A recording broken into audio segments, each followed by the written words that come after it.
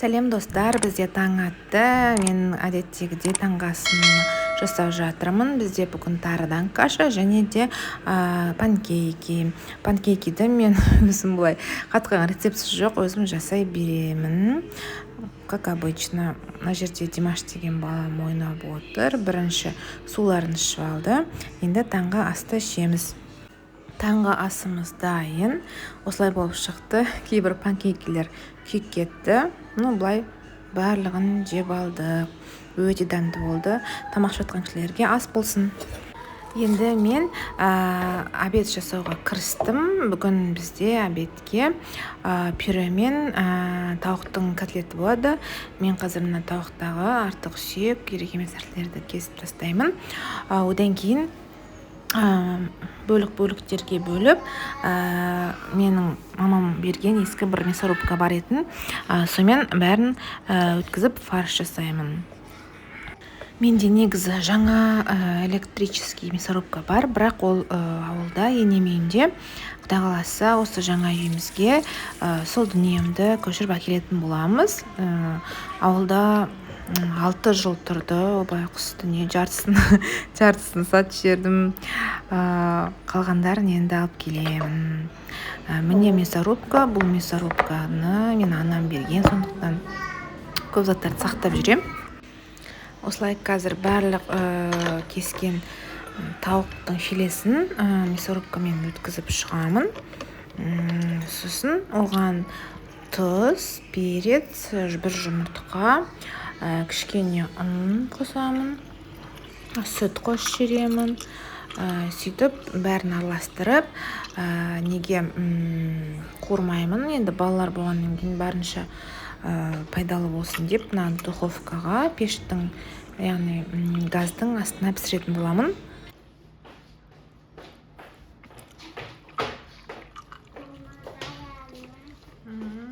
Красивая. Красивая.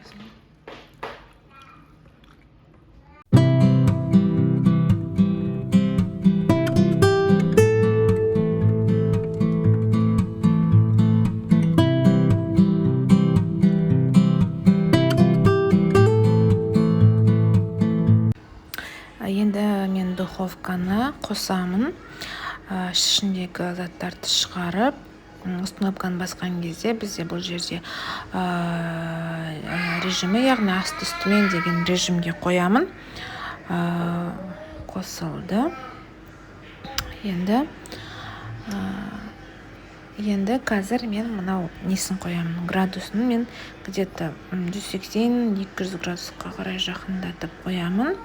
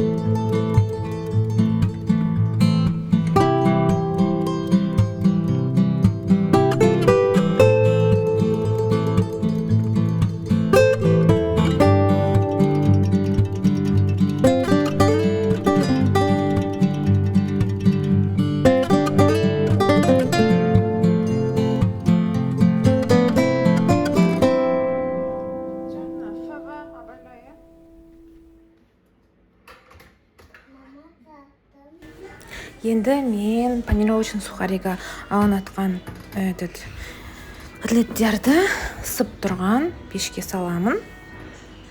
Енді күтемін. Енді оның қасына салғанға нені картошканы және де бір сәбізді аршитын боламын. Менің қасымда мейірім қызым отыр. Мейірім қазір 5:30-да. Камераны көрсе тоже түскісіге, бірдеңе сөйлегісіге сөйтіп тұрады. Соткасын зарядкаға қойып қойыпты. Құдай қаласа осы үйдің қасынан осы бір айдан кейін ба осы ауылға барып келеміз. Құдай қаласа содан кейін Азивашкаға Димаш екеуін беремін түске дейінге. Димашты бағана көрсеттім. Димаш ол 3,5 жаста.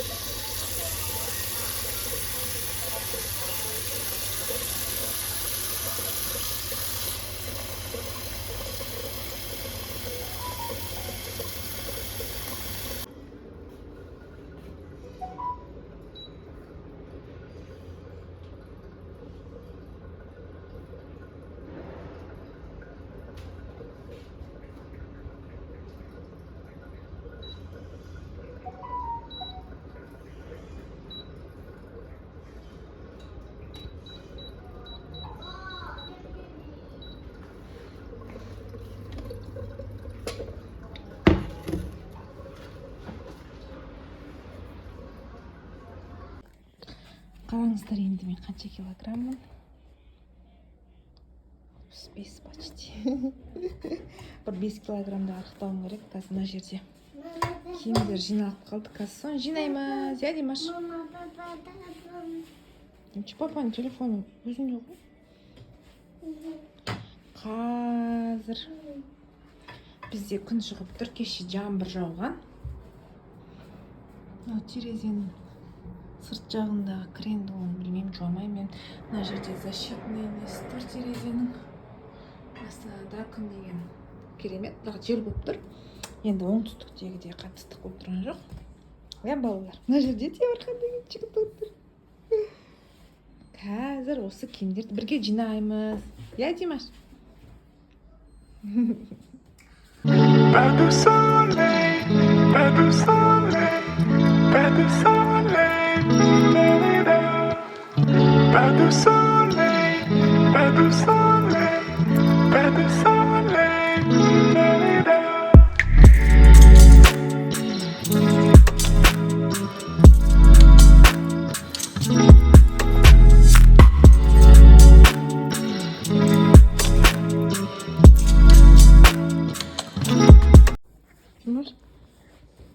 Темірханның аяғы ма?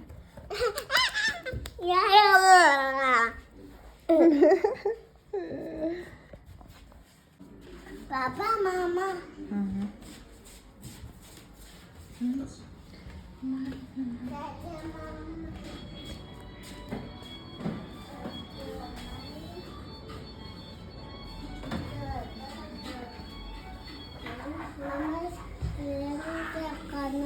Кімше мен тамақ істедім.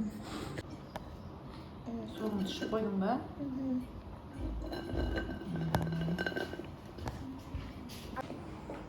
Нұрлы кішкене құйып бересің ба?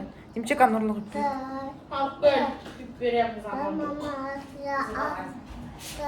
Бізде міне уже пюремізде қайнап жатыр. Қазір піседі. Котлет те міне пісіп қалды почти уже. Кішкене ана жерде телевизор көрейік деп отырдық. Қасымда Темірхан, Димаш ойнап жүр, Мейірім соны ішіп жатыр, апамыз жатыр. Күн шығып тұр, бізде бірақ Астанада қатыстық емес. Және де менде мына жерде уже котлетім де пісті, уже балаларға салып, Димашқа уже кетчуппен салып қойдым, қазір жеңдеп жатыр. Одан кейін біз далаға шықтық. Осындай песочницада балалар ойнайды. Күшті, дворымыз өте әдемі, таза, жаңа. Осылай күніне 2 рет шығып тұрамыз балалармен. Кейбір кезде Темірхан далада ұйықтап қалады. Екеуі ары-бері осы жерде ойнайды. Енді қала болғаннан кейін үйде отыра берген ішіміз пысады. сол үшін дала өте пайдалы. Мен үйге қарай кетіп бара жатырмын. Лифтіге мініп, балаларды қайын сіңліме тастадым. Олар бірнеше күн болады біздің үйде. Үйге кіріп бара жатырмын. Тамақты жасауға мен бағана ертерек ет салып қойғам. Ет уже пісті, бізге жетеді. Одан кейін қамырды салып жатырмын. Қасында тұздығы тұр. Кешкі асқа бізге осындай ет болды. Етті қазір сүзіп аламын. Көбінесе осы брасым етке деген дайын қамырды қолданамын. Білмеймін, отбасымызбен бәріміз жақсы көреміз. Тура қолдың қамыры сияқты шығады. Қазір енді жайлап етті сүзіп алып, үйдегілерді тамаққа шақырамын. Одан кейін бізде уже кешкі серуен басталады. Сіздерге біздің әдемі двордың әдемі жерлерін көрсететін боламын.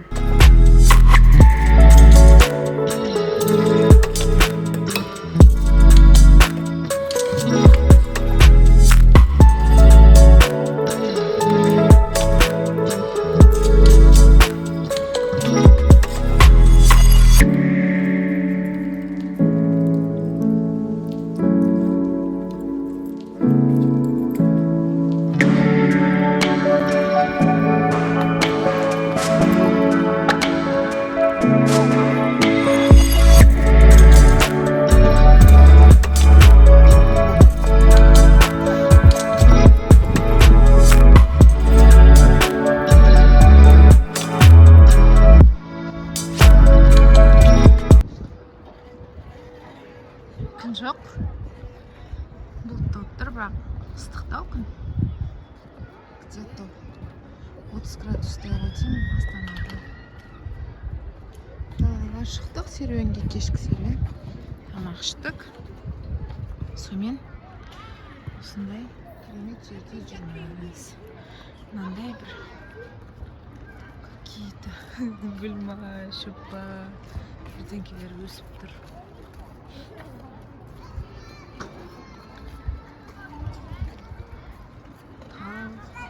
Еще больше жатыр. Это жирафчик сияқты. Баскетбольный какой-то. Ойнайтын жер, көп ойнайтын. Димаш мейірім қайын сіңлім. Давай. Құмаш емесін. Мына сумкасын алмай шықты ма де? Сумкасын алмай шықты ма? Коляскада.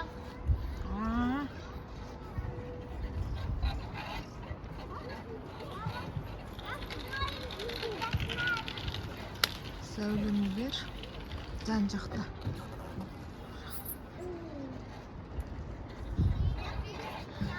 Осының ортасында осындай двор. Потом мына жақта мынандай ворота бар, сыртқа қарай шығып кететін. Іштен кірсе де болады, сырттан кірсе де болады.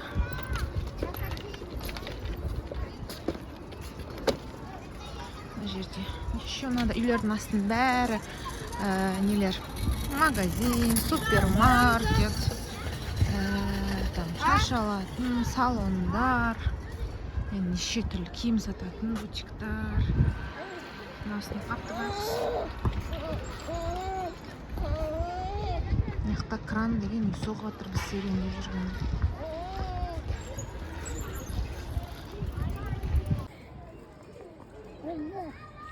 Жаңбыр жауайын деп жатыр. Бұлттанып отыр аспан. Мама, мына жақпен отырғызшы байсың. Ал достар, рахмет видеоның соңына дейін көргендеріңізге. Келесі видеоларда өте қызықты болады. Комментарий жазып, лайк басып, каналға тіркеле кетіңіздер. Келесі видеоларда кездескенше сау болыңыздар.